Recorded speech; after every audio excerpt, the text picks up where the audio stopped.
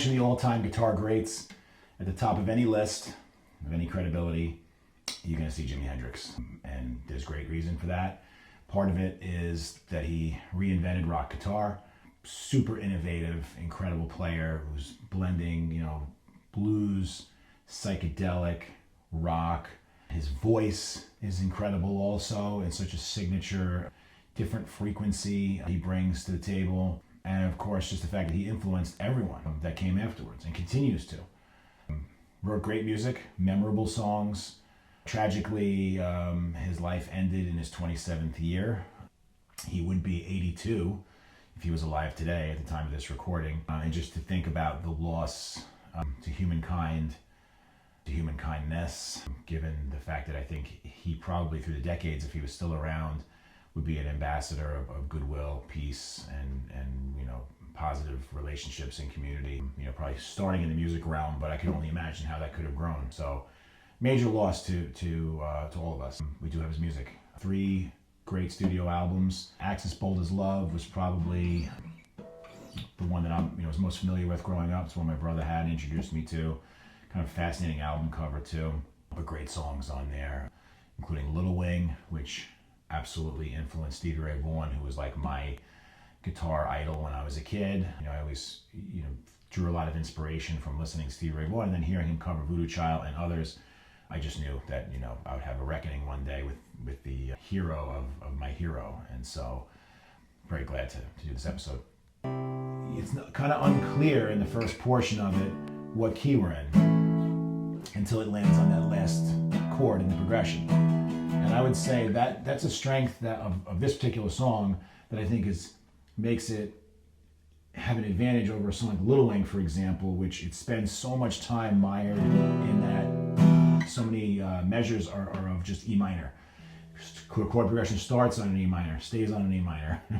Then it goes through a couple other really beautiful chord changes and then lands on E minor again before starting on an E minor after that little drumming. And this song, it kind of delays that tonic when you're on all these other chords for a while. And the chords have a cool relationship to each other. If you look at the way they're broken down, the C chord, C, E, G, being the 3 notes, the 5th of which is a G, which leads you to the next chord, which is a G, B, D. The 5th of that is the next chord.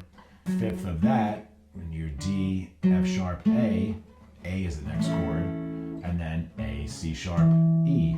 And so you're walking through that circle of fifths, which is a cool hook to have in your song. And so it's not your typical diatonic chords. If it was, you'd have other chords replacing those, and I won't get into the nuts and bolts of that, but there are some borrowed chords from what they call a parallel minor. So chords that would be in E minor, not in E major. In the beginning of this, you saw I did a little bit of a musical break where I blended some Mixolydian with the pentatonic, and it's fun. It's fun to play.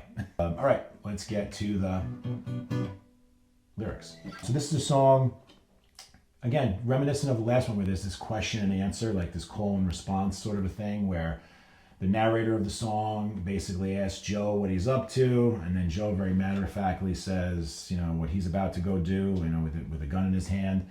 And so if you're listening to the song and the lyrics are prominent and they're hitting for you, it's a very challenging song to listen to, because it's basically in a matter-of-fact way claiming that he's about to go and do violence and harm to someone. And so that's the song originally when I was a kid, I didn't really read it literally when I heard it. I guess part of it's the fact that anytime you hear a Jimi Hendrix song, it's just like a holistic feeling to it that's so different than everything else. There's a goodwill because of how much I love his other music, and also the way in his vocal, there's just something about it where it almost seems like the lyrics are hiding in plain sight, and so I never really considered it until I was a teenager in 1993, and I got the Stone-Free Jimi Hendrix tribute album, and on there a group called Body Count covered Hey Joe, and I remember hearing Ice-T, who was the vocalist, just enunciating all of the lyrics so clearly and with a little more aggression in the way that he delivered it. And I remember hearing and going, whoa. It's different than the others in that many of the other murder ballads and killer tunes that we listened to in episode 1, if you've seen that one, that's a survey through many songs all one after the other. Most of those were about mistaken identity or a righteous kill of some kind, and this one is not. This one, it seems pretty cold-blooded, and it's almost like somebody gave like truth serum or something to Joe. It's just very matter-of-factly, hey, where are you going, Joe? And then the next verse, what are you gonna do now? Oh, I think I'll probably head down south.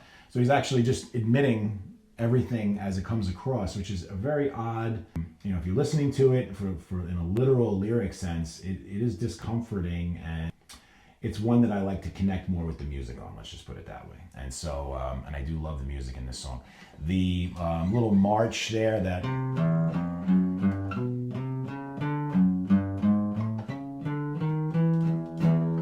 right?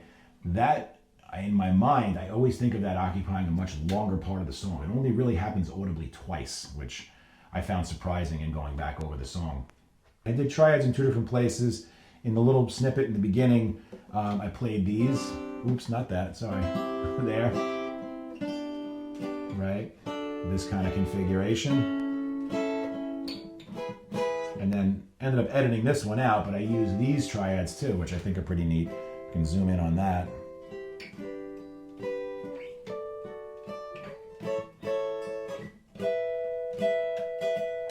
And that way, if you jam with somebody, so instead of playing in unison and everybody, seesawing away at a bunch of chords, this allows you to kind of pick out little tasty color notes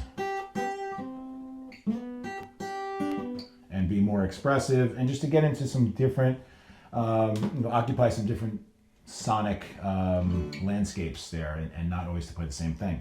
So enjoy this tune, listen to the original, listen to what some other people have done covering it, and play along, and learn, use this as a vehicle for understanding chord progressions, chords, and planning ahead. Hope you enjoyed this episode on Hey Joe. Definitely check out the rest of Jimmy's catalog. Look in the description for links, not only to this song and the rest of the songs in the Killer Tunes library, but also for some of the great resources that I used for information on this episode. Have fun. See you on the next one.